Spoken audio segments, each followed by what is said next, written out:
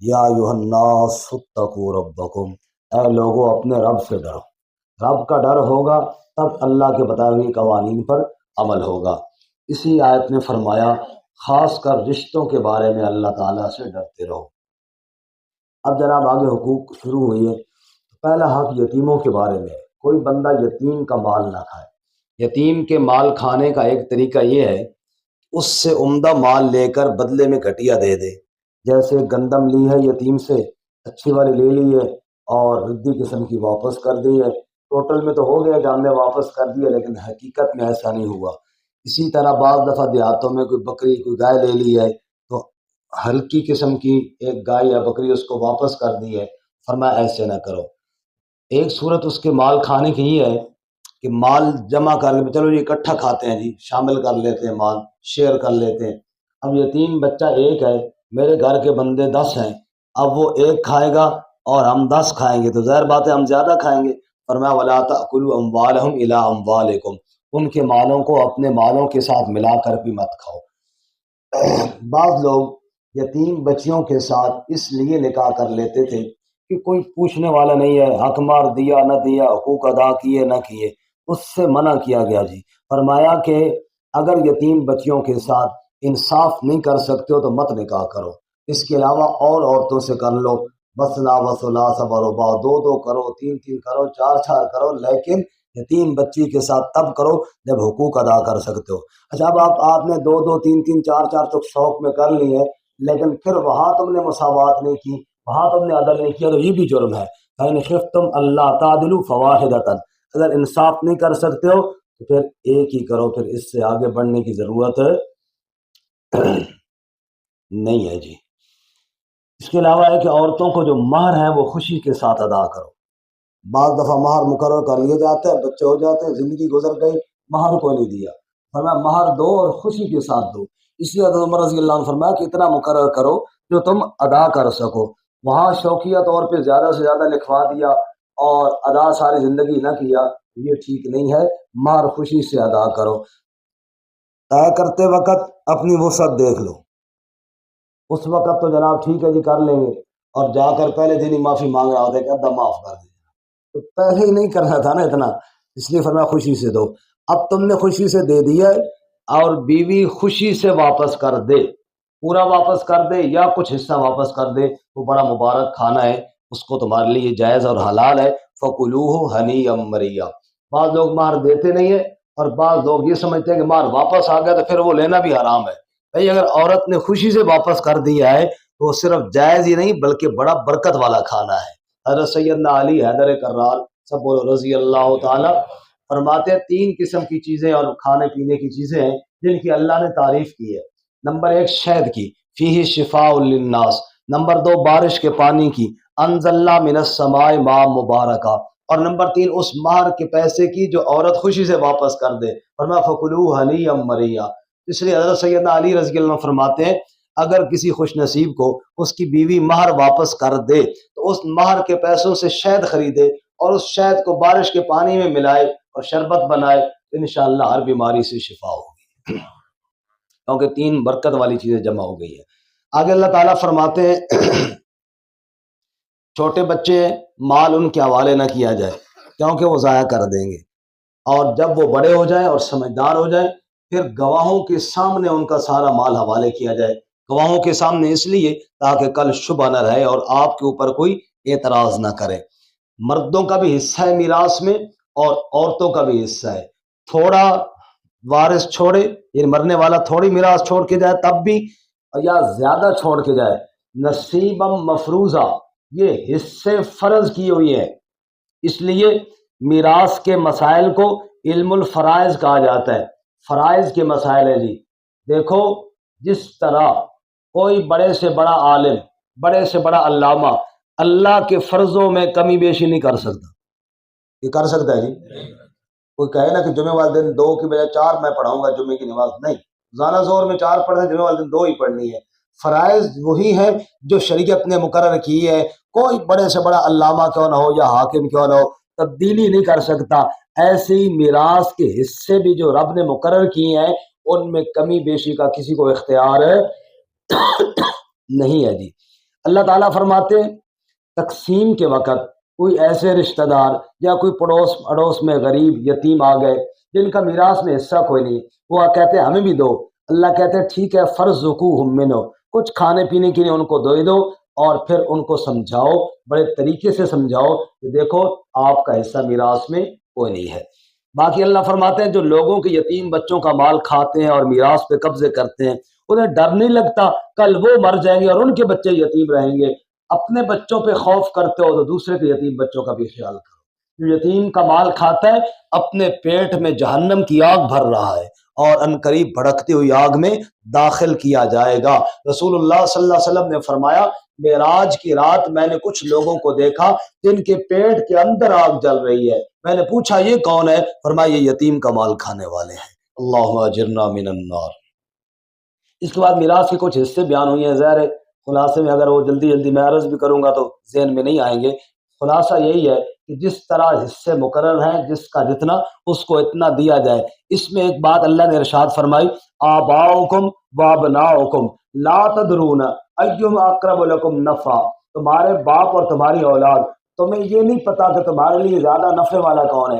تم کہتے ہو فلانا بیٹا میرا زیادہ چہتا ہے جی، خدمتگار ہے، اس کو زیادہ دیا جائے، وہ فلانا چھوڑو جی نافرمان ہے، اس کو کم دیا جائے، میں آگ کرتا ہوں۔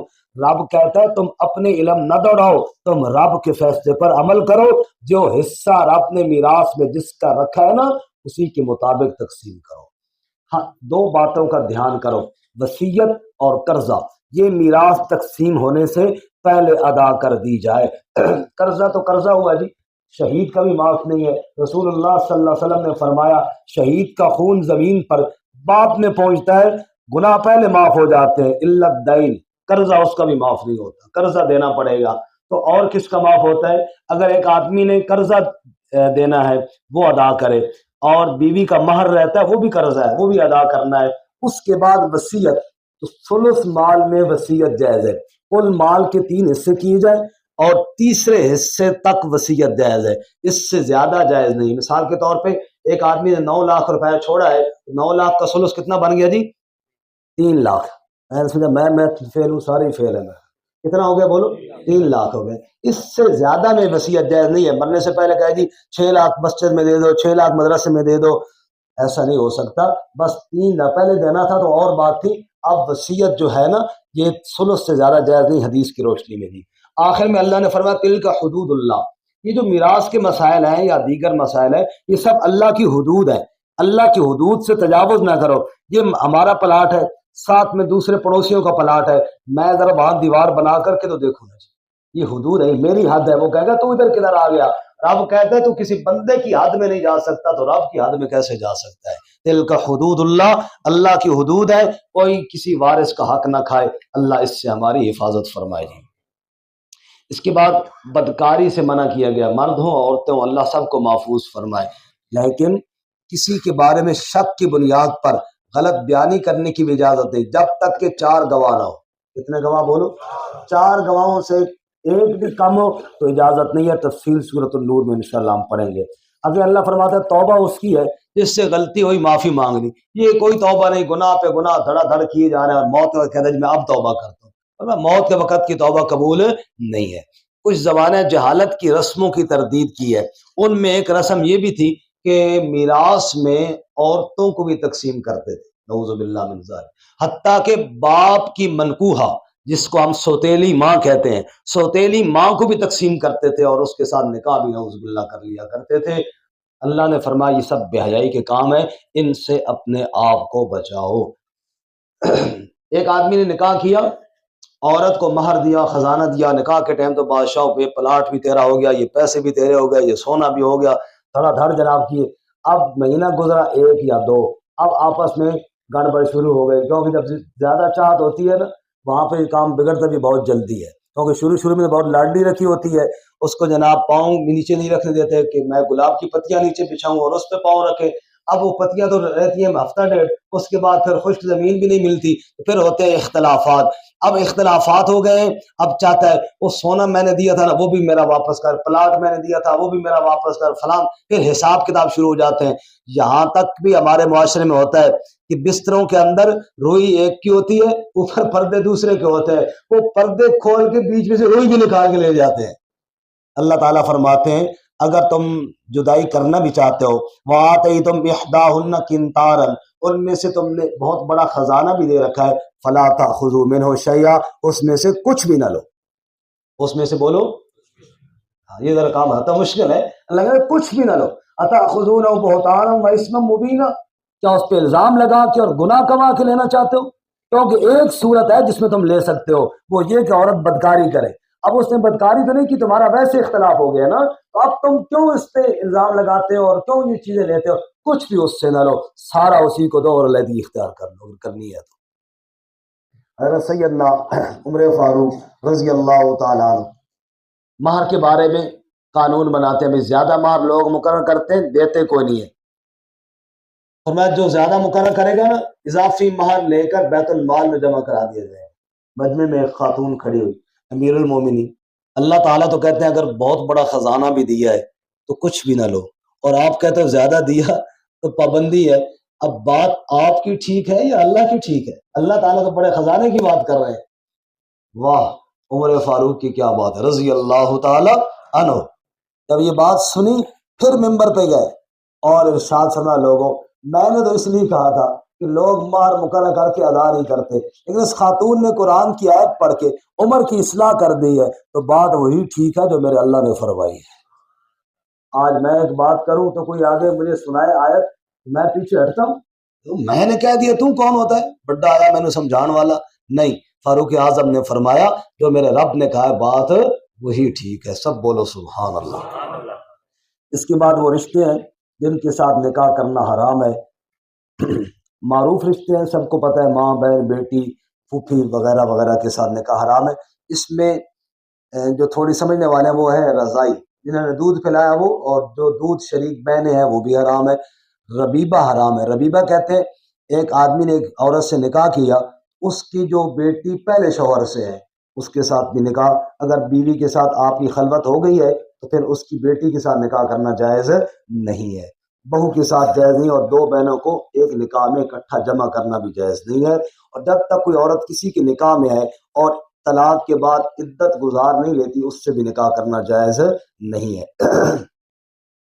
مہر کے بارے میں ارشاد فرمایا کہ اگر طے کرنے کے بعد کوئی کمی بیشی کرنا چاہے آپس کی رضامندگی سے تو کر سکتے ہیں، صرف یہ ہے کہ جبر نہیں ہونا چاہیے، خواہ مخواہ عورت پہ زبردستی نہیں ہونی چاہیے۔ خواتین مارچ کے مہینے میں آ جائیں گی ہمارے اسلام آباد کے روڈوں پہ، میرے خیال میں 8 مارچ والے دن، اسلام نے ہمیں حقوق نہیں دیے، اسلام نے ہمیں حقوق نہیں دیے۔ یہ کس نے دیے ہیں بھائی؟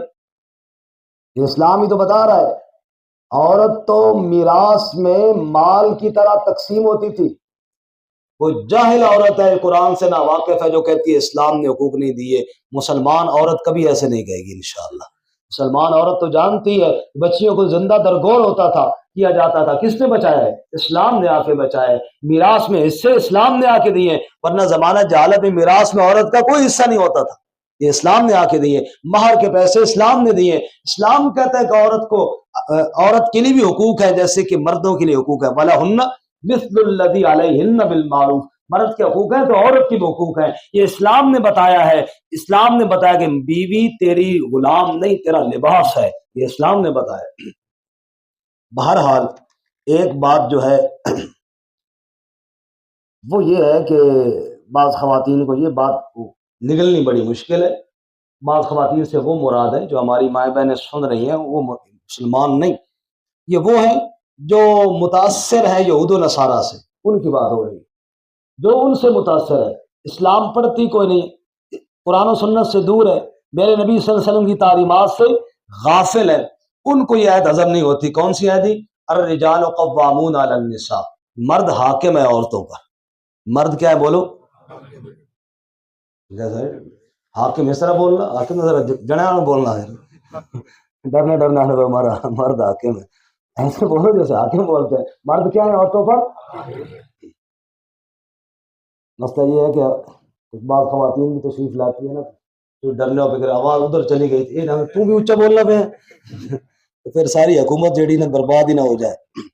الرجال قوامون علی النساء، دیکھو میں سپیکر میں بول رہا ہوں، میں اتنی جرات کر رہا ہوں تو آپ بھی کریں۔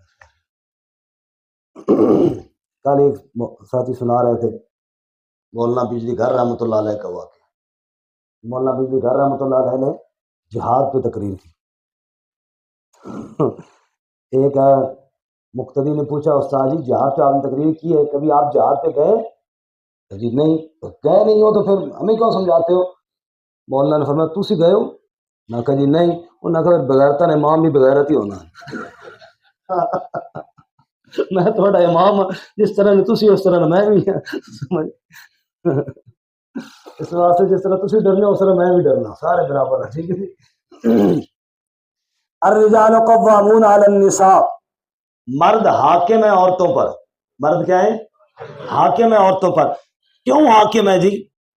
اس کی دو وجہ اللہ نے بتائی ہیں۔ ایک جواب دیا حاکمانہ، ایک جواب دیا حکیمانہ۔ حاکمانہ جواب یہ ہے بما فضل اللہ بعضهم علی بعض، بھائی اللہ نے فضیلت دی ہے اور رب جس کو چاہے فضیلت دے، کوئی پوچھنے والا۔ دوسرا جواب حکیمانہ دیا وبما انفقوا من اموالہم، اس لیے مرد حاکم ہے کہ خرچے کی ذمہ داری اللہ نے عورت پر نہیں بلکہ مرد پر رکھی۔ خرچہ مرد کرے، اختیار عورت کے پاس ہو، یہ تو ٹھیک نہیں ہے نا۔ ہماری آنٹیاں جو 8 مارچ کو اسلام آباد کی روڈوں پہ آتی ہیں، ان کے مطالبات میں ایک مطالبہ یہ بھی ہوتا ہے کہ طلاق کا حق بھی عورت کے پاس ہونا چاہیے۔ میں کہا زبردست مطالبہ، بندہ مزدوری کر کے راتی گھر آوے وہ طلاق لبی پی ہوئے، سمجھ آئی بھائی؟ چل بھائی ہوں جا کسی اور پاس۔ عجیب بات ہے، اپنے دماغ کے ساتھ ہی فیصلے کرنے بیٹھ گئی ہیں۔ اچھا اب اس کے بعد آگے اللہ فرماتے ہیں عورتوں کو کیسا ہونا چاہیے؟ فالصالحات، نیکوکار ہونا چاہیے۔ اللہ ہماری خواتین کو ایسا بنائے۔ قانتات، فرما بردار ہونا چاہیے۔ حافظات للغیب، حفاظت کرنے والی ہوں جن چیزوں کا اللہ نے محافظ بنایا ہے، عزت کا، مال کا، اولاد کا، یہ حفاظت کی ذمہ داری ان پہ ہے، ان کو حفاظت کرنی چاہیے۔ واللاتی تخافون نشوزہن، بعض عورتوں میں ایسے ہوتے ہیں کہ ان کے اندر شرارت زیادہ ہوتی ہے، اللہ فرماتے ہیں وہ عورتیں نشوزہن، جن کی شرارت سے، جن کی بد اخلاقی سے اور جن کی فتنوں سے تم ڈرو۔ یہ اس دن ہم نے درس دیا، ہمارے ڈاکٹر یعقوب صاحب ہے، انہوں نے مجھے میسج کیا نشوز سے بھی ڈرو اور عورتوں کے شوز سے بھی ڈرو کہتے ہیں نشوز سے بھی ڈرو اور عورتوں کے شوز سے بھی ڈرو۔ میں نے کہا جی ماشاء اللہ تجربہ بول رہے ہیں۔ واللاتی تخافون نشوزہن، تو عورتوں کی نشوز سے تم ڈر دو کہ یار یہ بڑا فتنہ کرتی ہے، اس سے نشوز سے بچنے کے لیے، ان کی شرارتوں سے بچنے کے لیے اللہ نے پہلے 3 طریقے بتائے اور پھر ایک اور بتایا۔ پہلا طریقہ یہ ہے فائزوہن، دیکھو یہ معاشرہ اور گھر کے نظام کو سدھارنے کے قرآنی اصول ہے۔ پہلا طریقہ یہ ہے فائزوہن، ایسی عورت کو سمجھاؤ، شوہر کی ذمہ داری ہے اس کو سمجھائے، آیات پڑھ کے سمجھائے، احادیث پڑھ کے سمجھائے، واقعات سنا کے سمجھائے، بتائے دیکھ تو میری عزت ہے، میں تیری عزت ہوں، ہم نے اسی گھر میں رہنا ہے، یہ واعظ کرے۔ اب اندازہ فرمائے ہم میں سے کتنے مرد ہیں جو واعظ کرتے؟ ہم میں سے کتنے مرد کو خود نہیں پتا حقوق کیا ہے تو وہ کیا سمجھائے گا؟ اس لیے مردوں پہ لازم ہے صرف نکاح ہی نہیں کرنا ہے بلکہ نکاح کے آداب بھی سیکھنے ہیں اور عورتوں کو سمجھانے بھی ہیں۔ ہمارے ہاں غصہ بہت جلدی آتا ہے لیکن یہ اصول جو ہے قرآن کا، اس پہ عمل کوئی نہیں ہوتا۔ اچھا دوسری بات کہ واعظ اور نصیحت کے باوجود اس کا نشوز زیادہ ہی ہے، وہ پھر بھی کور ہونے والی نہیں ہے، ٹھیک نہیں ہو رہی ہے۔ دوسرا طریقہ یہ ہے وَهْجُرُوهُنَّ فِي الْمَضَاجِعِ، ان کو خواب گاہوں میں علیحدہ کر دو، یعنی ان سے کچھ دنوں کے لیے علیحدگی اختیار کرو۔ اگر اس عورت کے اندر کچھ شرافت ہوئی، وہ سمجھے گی بھائی جس شوہر کے لیے میں ماں باپ کے گھر کو چھوڑ کر آئی ہوں وہ میرے ساتھ خفا ہے تو پھر میں ادھر کیا کر رہی ہوں، اسے احساس ہوگا اور وہ واپس پلٹ آئے گی۔ لیکن اگر وہ اس سے بھی گئی گزری ہے، اس کے باوجود اس نے اپنے آپ کو ٹھیک نہیں کیا، تو تیسری بات وضربوہن، پھر بسم اللہ پڑھ کے نا تھوڑا سا اس کو تنبیہ کر دو، لگا دو۔ اب اس پہ بہت لوگ چیختے ہیں جی آج کل کے دور میں، کیونکہ میں بھی اسلام آباد میں بیٹھ کے بات کر رہا ہوں، بہت چیختے ہیں جی ہو جی ظالمانہ قانون ہے، نعوذ باللہ من ذالک، مارنے کا حکم دیا ہے۔ دیکھو پہلی بات تو یہ ہے، مارنے سے مراد یہ نہیں ہے کہ مار مار کے ہڈی پسلی توڑ دو، بہت واضح رسول اللہ صلی اللہ علیہ وسلم نے منع فرمایا ہے، فرمایا نہ نشان پڑنا چاہیے، نہ چہرے پہ مارنا چاہیے، نہ جناب ہڈی توڑنی چاہیے۔ مارنے سے مراد تنبیہ تھوڑی سی کریں۔ اچھا، اب بعض عورتیں یہ سوال کرتی ہیں اور بعض مردوں کے ذہن میں بھی آ جاتا ہے، وہ سن سن کے نا، میڈیا کا دور ہے، وہ جی عورت اگر گڑبڑ کرے مرد کو مارنے کا اختیار ہے، تو مرد گڑبڑ کرے تو عورت کو بھی مارنے کا اختیار ہونا چاہیے، یہ سوال آتا ہے۔ لیکن اسلام کہتا ہے نہیں۔ اب آپ کہیں گے کہ کیوں نہیں؟ ضروری تو نہیں بھی عورت ہی گڑبڑ کرے، بعض دفعہ مرد بھی گڑبڑ کرتا ہے، لیکن اسلام کہتا ہے کہ نہیں، عورت کو اختیار نہیں ہے۔ کیوں نہیں ہے؟ سوال سمجھ میں آ رہا ہے؟ جواب، پہلے قانون اللہ نے بتایا، اس گھر کے اندر حکمران اللہ نے مرد کو بنایا ہے۔ کس کو بنایا بولو؟ اور یہ سزا کا اختیار حاکم کے پاس ہوتا ہے، محکوم کے پاس نہیں ہوتا۔ اس کی میں آپ کو مثال دوں کہ اگر کوئی بندہ یہاں پہ گڑبڑ کرتا ہے، ایس ایچ او صاحب پولیس بھیجتے ہیں، اس کو پکڑ کے لے جاتے ہیں، اس کے ایک ہاتھ لگا بھی دیتے ہیں، شاید وہاں تو زیادہ بھی لگا دیتے ہوں، وہاں کوئی نہیں اعتراض کرتا، ہاں جی وہ ان کے پاس رائٹ ہے، ان کے پاس اختیارات ہیں، تو بابا یہاں بھی تو اختیار ہے نا۔ اچھا، بعض دفعہ پولیس والے بھی گڑبڑ کرتے ہیں، عوام کو تو اختیار نہیں ہے کہ جہاں پولیس والے ملے ان کو پکڑ کے تھپڑ لگاؤ، ہے اختیار؟ بولو نہیں ہے۔ کیوں؟ ان کے پاس حکومت نہیں ہے، اختیار نہیں ہے، حکم ان کے پاس ہے، اور سزا کا اختیار انہی کے پاس ہوتا ہے۔ اب اگر وہ گڑبڑ کریں تو یہ عوام کیا کرے؟ ان کو چاہیے کہ اس سے بڑے سے رابطہ کریں، عدالت میں جائیں، یا اس سے بڑا جو افسر ہے آئی جی اس کے پاس جائیں، وہاں جا کے درخواست پیش کریں۔ یہاں بھی یہی صورتحال ہے، عورت اگر گڑبڑ کرے تو مرد کے پاس اختیار ہے، مرد گڑبڑ کرے عورت اسے سزا تو نہیں دے سکتی، لیکن اس کے باپ یعنی اپنے سسر سے تو بات کر سکتی ہے نا۔ یہ مرد جو ہے عورت پہ حاکم ہے، اپنے باپ پہ تو حاکم نہیں ہے نا۔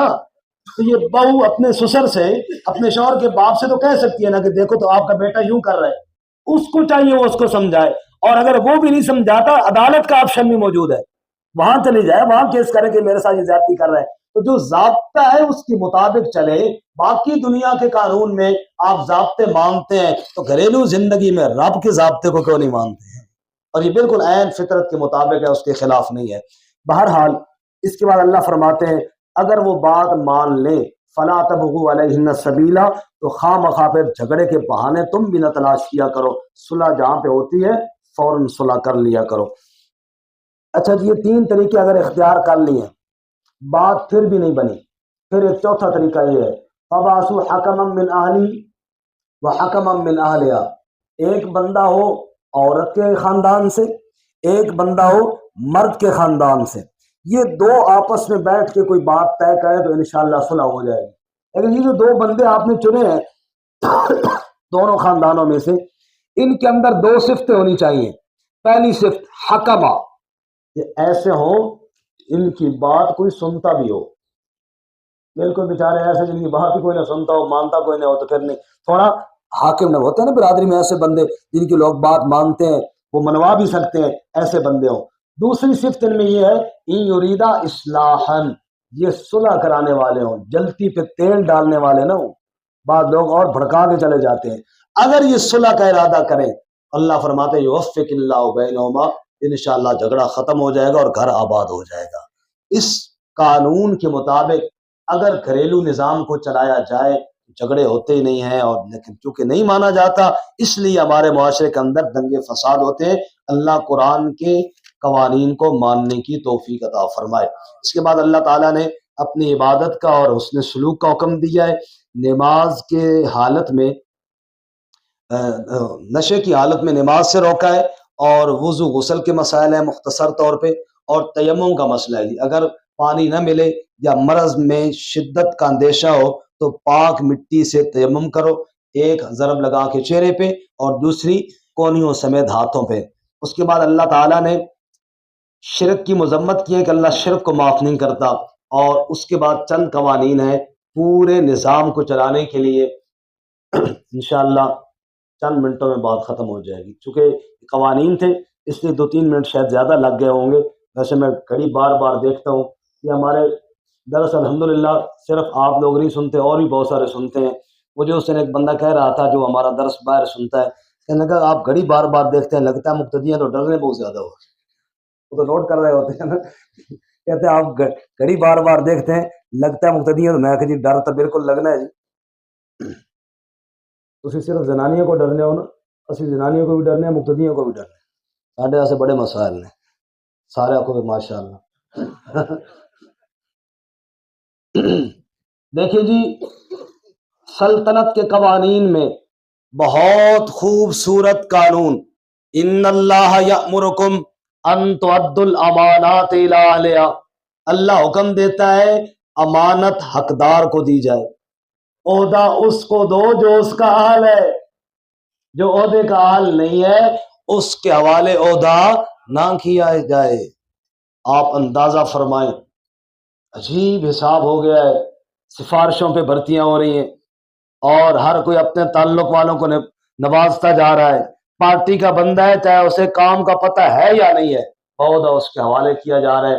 سورہ یوسف میں ہم پڑھیں گے، یوسف علیہ السلام نے جب وزیر خوراک بنے نا مصر کے، اس عہدے کی اہلیت کے لیے اپنے اندر 2 صفتوں کا بیان کیا. کتنی صفتیں بولے؟ ساتھ ساتھ آپ بولتے رہا کریں تاکہ مجھے کہنا نہ پڑے، وقت بچ جائے. نمبر 1 انی حفیظ، نمبر 2 علیم، میں حفاظت کرنے والا بھی ہوں اور میں جاننے والا بھی ہوں. جو بندہ جس عہدے پہ بیٹھا ہے، ایک تو اس کام کو جانتا ہو، جانتا نہیں ہے تو بیٹھے گا تو بیڑا غرق کرے گا.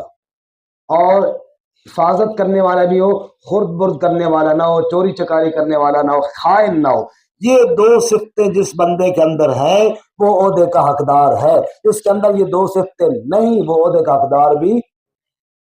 جب ایسے حکمران آئیں گے اور عہدوں پر لوگ فائز ہوں گے تو پھر آگے ان کو حکم ہے فیصلہ کرنا ہے تو انصاف کے ساتھ کرنا ہے. اب آگے عوام کو حکم ہے اطیعوا اللہ واطیعوا الرسول واولی الامر منکم، اللہ کی اطاعت کرو، رسول اللہ صلی اللہ علیہ وسلم کی اطاعت کرو، اور پھر ان صاحب اقتدار حکمرانوں کی اطاعت کرو. اگر جھگڑا ہو جائے تو پھر فیصلہ اللہ اس کے رسول سے کرواؤ. معلوم ہوا اللہ رسول کی اطاعت تو اصل ہے، اور حکمرانوں کی اطاعت اس وقت تک ہے جب اللہ رسول کے خلاف فیصلہ نہ دے. خلاف فیصلہ دے تو پھر کوئی اطاعت ہے.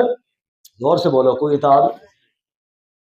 آگے ایک بڑا خوبصورت واقعہ ہے جی، ایمان افروز واقعہ ہے. سیدنا عمر فاروق رضی اللہ تعالیٰ عنہ کا مسئلہ یہی چل رہا ہے کہ فیصلہ کس کا چلے گا؟ بولو، اللہ اس کے رسول. مدینہ منورہ میں ایک تھا یہودی اور ایک تھا منافق. ان کا جھگڑا ہوا کسی چیز میں، کسی مکان میں، پلاٹ میں، گاڑی میں، یا کسی چیز میں، واللہ عالم. یہودی کا یہ چیز میری ہے اور وہ کلمہ گو جو بظاہر مسلمان تھا وہ کہے جی نہ جی نہ تیری نہیں میری ہے. جھگڑا ہو گیا. فیصلہ کس سے کروائے؟ 2 شخص تھے، ایک رسول اللہ صلی اللہ علیہ وسلم، دوسرا کعب بن اشرف. کعب بن اشرف یہودیوں کا سرغنہ تھا، وہ بھی فیصلے کرتا تھا. اب ہونا تو یوں چاہیے تھا، یہودی کہتا بھی کعب بن اشرف کے پاس جائیں، اور کلمہ پڑھنے والا کہتا حضرت محمد صلی اللہ علیہ وسلم کے پاس جائیں گے. لیکن وہاں معاملہ برعکس تھا. یہودی کہتا تھا محمد صلی اللہ علیہ وسلم کے پاس چلتے ہیں، اور کلمہ گو صاحب کہتا تھا کہ نہیں کعب بن اشرف کے پاس چلتے ہیں. کیوں؟ اس معاملے میں کلمہ گو جو تھا وہ جھوٹ پر تھا، اور وہ جانتا تھا کہ محمد صلی اللہ علیہ وسلم کے پاس گئے فیصلہ تو سچ کا ہونا ہے اور مجھے کچھ نہیں ملنا، تو کعب بن اشرف کے پاس جاؤں تو شاید کچھ مل جائے. یہودی سچ پر تھا، اگرچہ یہودی تھا لیکن پتہ تھا کہ اپنا ہمارا جو لیڈر کعب بن اشرف ہے وہ شاید گڑبڑ کر جائے، سچ کا فیصلہ محمد پاک صلی اللہ علیہ وسلم ہی کریں گے. اس لیے اس کا زور ادھر تھا. بہرحال کھینچ کھانچ کے وہ محمد صلی اللہ علیہ وسلم کے پاس لے آیا اس کو. آپ صلی اللہ علیہ وسلم نے دونوں کی بات سنی. حضور نے فیصلہ یہودی کے حق میں کر دیا. کس کے حق میں کیا؟ بولو. انصاف والے نبی تھے نا صلی اللہ. فیصلہ یہودی کے حق میں کر دیا. اس نے کہا جی میں کلمہ پڑھنے والا ہوں. دوسرا بولا نا، حضور نے فرمایا کلمے کا مطلب یہ تو نہیں کلمے پڑھتے جاؤ چیزوں پہ قبضے کرتے جاؤ، کلمہ اس لیے تھوڑا ہی پڑھا ہے، یہ چیز اس کی ہے. خیر مایوس ہوا، وہاں سے باہر نکلے. اب اگر سچا کلمہ پڑھتا ہوتا نا تو کہتا بھائی حضور نے فیصلہ کیا، بس ٹھیک ہے، بات ختم، تیرا حصہ نہیں ہے. لیکن گڑبڑ تھی تو یہودی سے کہنے لگا یار ایک اور کام نہ کریں، عمر رضی اللہ عنہ کے پاس نہ چلے. اس کے ذہن میں یہ بات تھی کہ عمر تو جذباتی آدمی ہے، دیکھیں گے یہ یہودی ہے فوراً غصہ آ جائے گا، فیصلہ میرے ہاتھ میں ہو جائے گا. یہودی نے کہا چلو جی وہاں بھی چلے جاتے ہیں. اب وہاں جب گئے نا سارا قصہ سنایا، ساتھ ہی اس یہودی نے یہ بتایا کہ ہمارے جھگڑے کا فیصلہ تمہارے نبی حضرت محمد صلی اللہ علیہ وسلم فرما چکے ہیں. بس یہ بات سننی تھی. عمر رضی اللہ عنہ کے تیور تو بدل گئے، پر میں حضور فیصلہ فرما چکے ہیں، پھر میرے پاس کیوں آئے ہو؟ اس نے کہا جی تمہارا کلمہ گو جو صاحب ہے نا یہ نہیں مانتا تھا، میرے تو حق میں ہوا ہے، مجھے تو مسئلہ ہی کوئی نہیں ہے. یہ کہتا ہے کہ عمر سے بھی فیصلہ کرواتے ہیں. تو میں ٹھہرو بچوں پھر میں کرتا ہوں فیصلہ. اندر گئے، تلوار لے کر آئے، پھر ایک ہی رکھ کے ماری، سر تن سے جدا کر دیا اور فرمایا جو اللہ کے نبی کے فیصلے کو نہیں مانتا اس کا فیصلہ عمر کی زبان نہیں عمر کی تلوار کرے گی. سبحان اللہ. اب کیا ہوا، وہ منافق سارے اکٹھے ہوئے اور آ کر کہنے لگے او جی دیکھو جی، نبی صلی اللہ علیہ وسلم کے پاس آئے نا، دیکھو جی عمر بڑا جذباتی آدمی ہے، اس کے اندر حوصلہ نہیں ہے، حالانکہ وہ آپ کو نبی مانتا تھا، آپ کے فیصلے کو مانتا، وہ ایسے صلح صفائی کے لیے گئے تھے جی، خواہ مخواہ عمر نے بندہ مار ڈالا. آپ صلی اللہ علیہ وسلم نے کہا عمر تو نے تو بہت جلدی کی. کہا یا رسول اللہ بس ہو گیا جو کچھ ہوا، میرے دماغ نے تو یہ کہا جو آپ کے فیصلے کو نہیں مانتا نا اس کو دھرتی پہ رہنے کا حق نہیں ہے، وہ مومن نہیں ہو سکتا. بہرحال جب وہ باتیں کر رہے تھے رب نے عمر کی تائید میں یہ پورا رکوع نازل فرمایا. اور سنیے آیت، اللہ نے قسم کھا کے فرمایا، اور قسم بھی قرآن پاک کی تمام قسموں میں سب سے خوبصورت قسم ہے.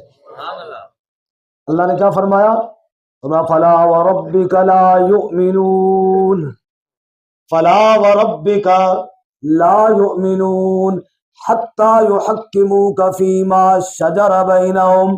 میرے محبوب مجھے تیرا رب ہونے کی قسم ہے، جو تجھے حاکم نہیں مانتے میں ان کو مومن نہیں مانتا.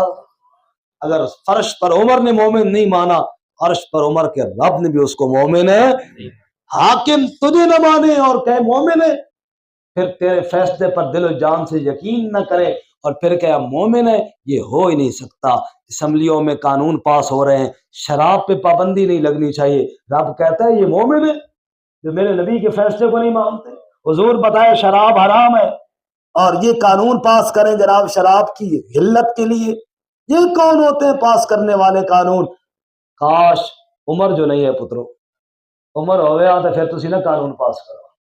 آج عمر جو نہیں ہے، آج مسلمانوں کے اندر جان جو ختم ہو گئی ہے، ورنہ کسی اسلامی ملک کے اندر جرت ہے کسی کو اسلام کے خلاف قانون پاس کرنے کی؟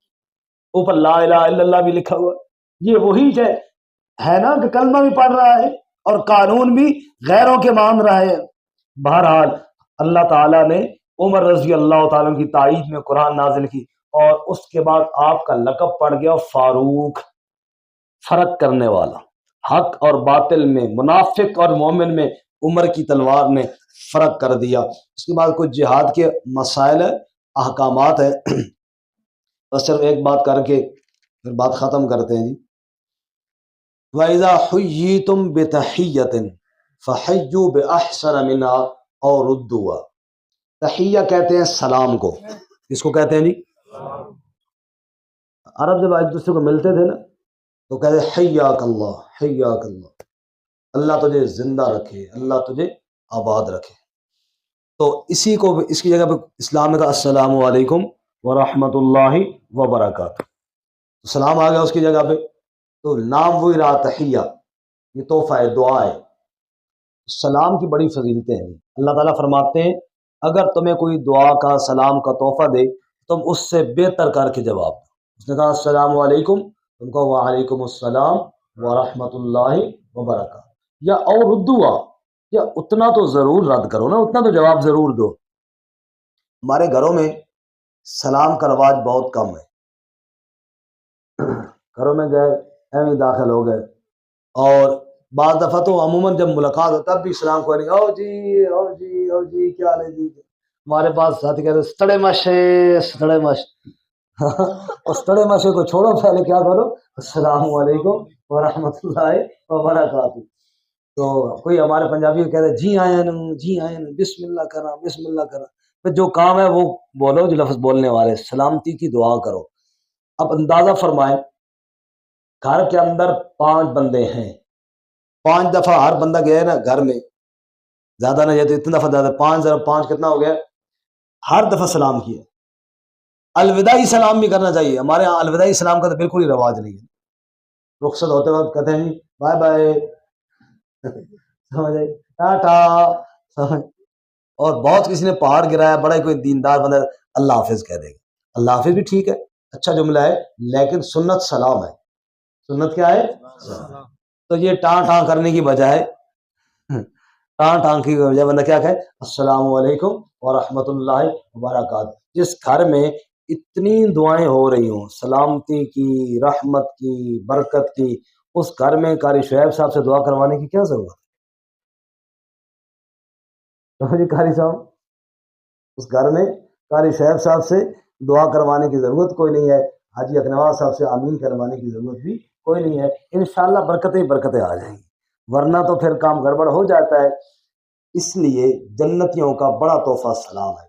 حضرت اماں جی عائشہ صدیقہ رضی اللہ عنہا فرماتی ہیں، حضور صلی اللہ علیہ وسلم جب گھر میں تشریف لاتے تھے اس انداز میں سلام فرماتے تھے کہ آپ کے سلام سے سوئے ہوئی بندے کی نیند میں خلل نہیں آتا تھا، عبادت کرنے والے کی عبادت میں خلل نہیں آتا تھا، بہت دھیمے انداز میں آپ سلام کرتے تھے۔ اس حدیث کی روشنی میں فقہاء نے فرمایا ہے کہ جو لوگ مسجد میں آ کے سلام کرتے ہیں وہ بھی اس ادب کو ملحوظ خاطر رکھے۔ بعض دفعہ بعض ساتھی بہت اونچا کرتے ہیں سلام، ایک بندہ نماز پڑھ رہا ہے السلام علیکم ورحمۃ اللہ، بندہ کہتا ہے یار میں نماز چھوڑنے پہلے اس گلے ملنا ہو، شکر ہے تسی تشریف لے آئے ہو، ایسا نہیں، اگلے کی نماز کا ستیہ ناش کر دی ہے آپ نے، کوئی تلاوت کر رہا ہے جناب وہاں پہ آپ نے خلل ڈال دیے، ایسا نہ سلام کریں کہ جناب اگلے کو اذیت ہو جائے اور اعمال میں خلل آ جائے، بہت دھیمے انداز میں کریں تاکہ عبادت والے کی عبادت میں خلل نہ آئے اور باقی جو فارغ بیٹھے ہیں وہ سلام سن لیں۔ اللہ تعالیٰ ہمیں قرآن و سنت کی تعلیمات پہ عمل کی توفیق عطا فرمائے انشاءاللہ۔